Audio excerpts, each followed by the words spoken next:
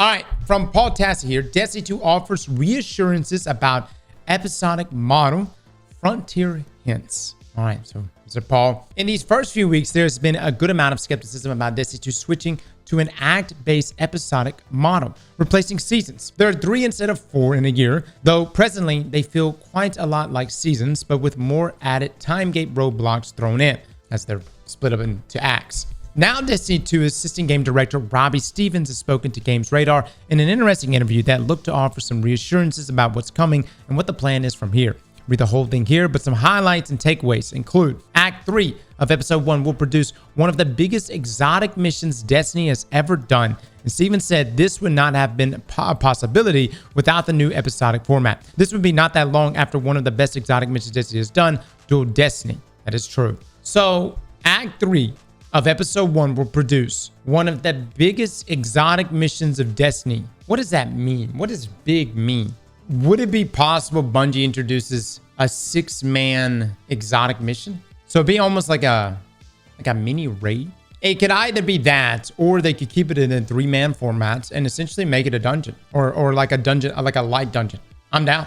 Now, Act 2 of Episode 1 will bring a new set of activities, implying something will join Breach, Executable, and Enigma Protocol. Dude, this was the big question that I had.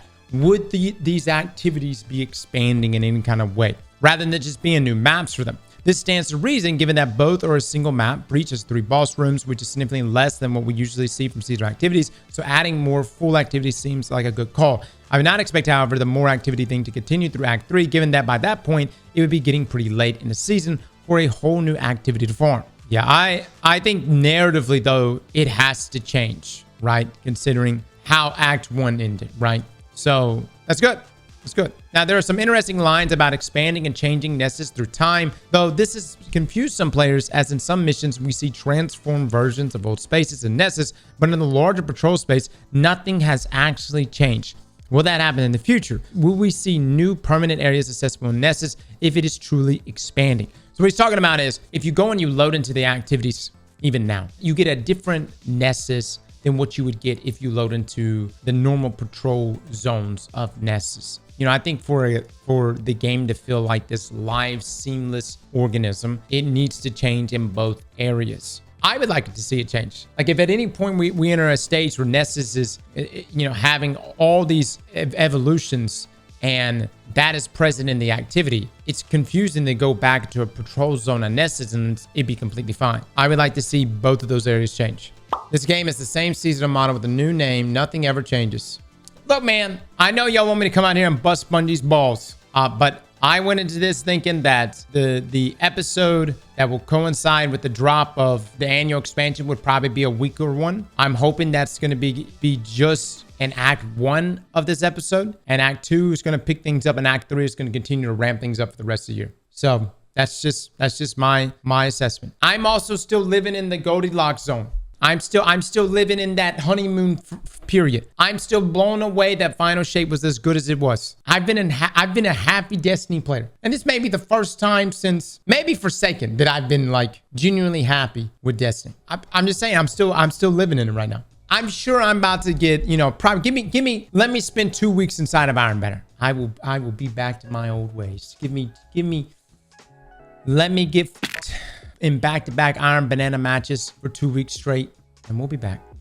And there's a general sense from Stevens that the current slate of episodes are meant to tie up loose ends for the storylines that we're not able to address in the Final Shape itself. I previously said that last year's seasons were mainly about setting up 3 episodes rather than the Final Shape itself, and this makes more sense when you allow for the idea that Lightfall in the ensuing year may not have been originally planned at all. In that case, it feels like major plot lines that are being addressed and or resolved are Maya Sundaresh and her apparent control of the Vex and Exos. And we're seeing a little bit of that, especially with Saint. Crow facing his past in a different way by hunting down the seemingly immortal Fickrel with the help of the Fallen. And likely Savathun and Zivo Wrath facing off at last, shaking up the High Pantheon, as they say, perhaps ending that sisterly conflict once and for all. By the way, if none of these stories interest you, I will say this, just don't play the episode.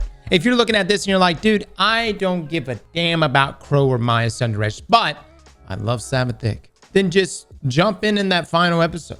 You can always just jump into that final episode. That's the beautiful thing about the episodes, is that you can jump in and jump out. And if whichever one of these narrative points really piques your interest, that's the one you can roll with. Now, though Stevens also says these endings will set up new futures for the races in question, leading to the infamous cryptic Year 11 Destiny 2 Frontiers, which he also addresses.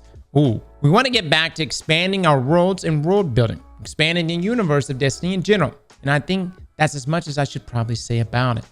Dude, guys, I think this August is probably going to be, it may be the biggest stream Bungie ever does, because Bungie's going to be showing us what Destiny Frontiers is supposed to be. I feel like this is the biggest, that this one has the biggest question mark. We didn't have as big of a question mark on Final Shape. We knew what the big bad was going to be, and it was all, the questions revolved around what's the delivery?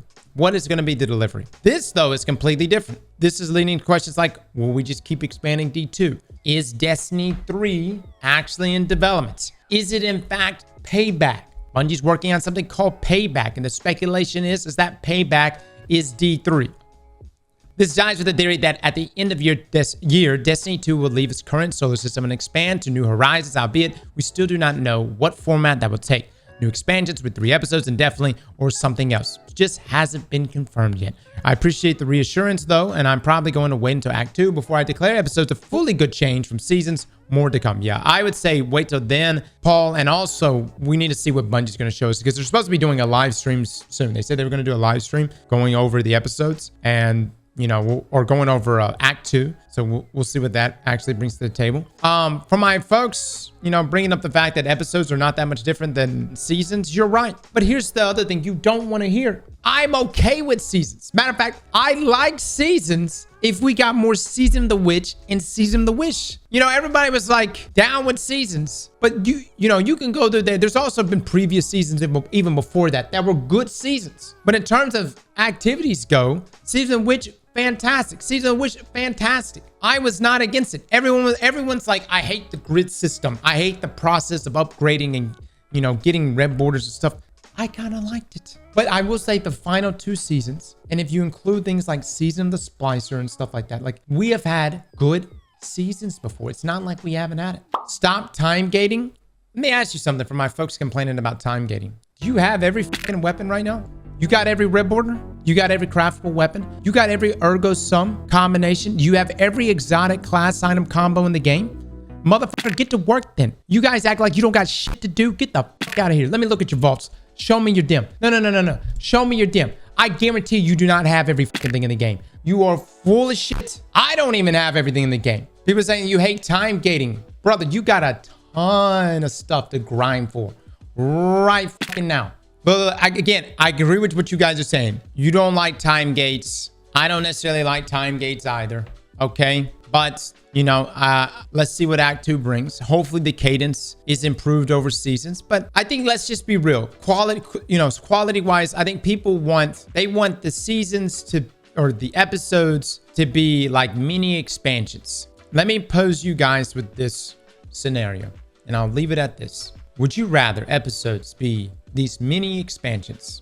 Like truly mini expansions. And they are good. They're narratively tying up what they're supposed to be tying up. They're good standalone episodes, and they're good experiences. And they bring various loot. But in that same vein, the sacrifice is annual expansions. So would you sacrifice big annual expansion, big almost blockbuster expansions like Final Shape for higher quality seasons episodes? That's what I'm presenting to you guys is really the conversation that most likely has taken place at Bungie, if it's not currently taking place.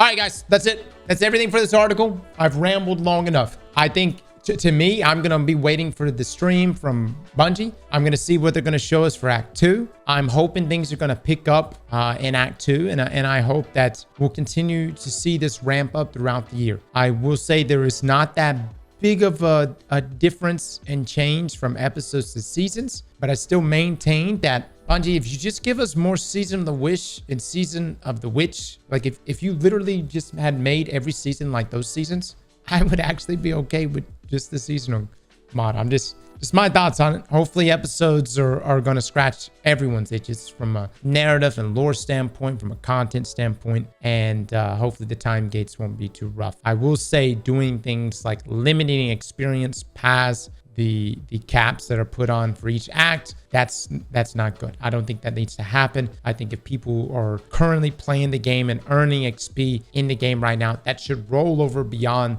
the cap of the season pass. Slap that like button like your mama told you right.